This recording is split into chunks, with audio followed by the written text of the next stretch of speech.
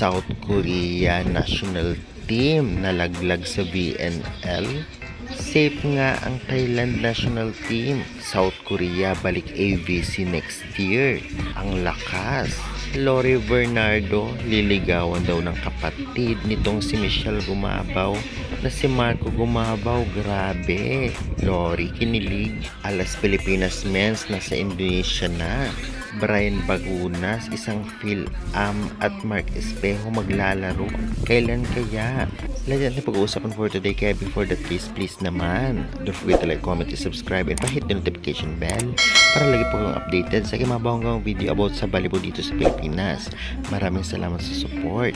Nasa Indonesia na nga ang Alas Pilipinas Men's National Team para sa Leg 2 ng SEA Volleyball League 2025 kung saan unang makakaharap nila ngayong July 16 ang bansang Indonesia, 8 PM Philippine time, kaya good luck.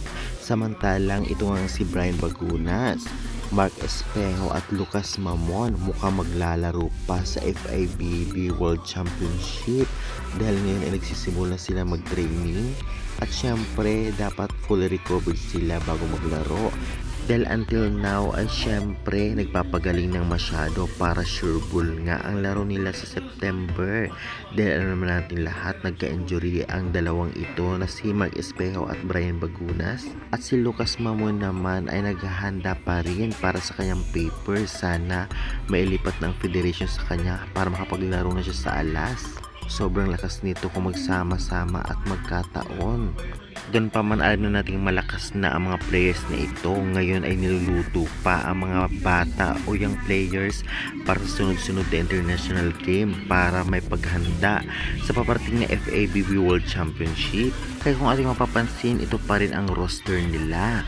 Nakapasok na nga itong si Kaling King, ang libero o bagong libero nila ngayon sa leg number 2 na alam naman nating magaling, kaya good luck na lamang sa Alas Pilipinas Men. Samantala nakakalungkot na balita, South Korean national team nalaglag sa VNL kung kaya babalik sila sa AVC para maglaro. Tiyak na halimo na naman ang makakarap ng Alas Pilipinas Women's next year sa AVC 2026 o munti ka na rin ang Thailand, ngunit nag-rank 18 nga ang South Korea kaya sila ang naraglag.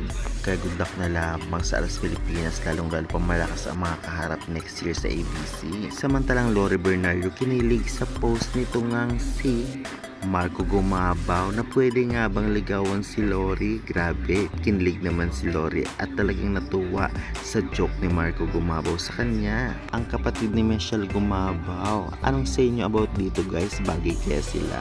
I-comment nyo na yan at huwag kalimutan mag-like and subscribe for more updates.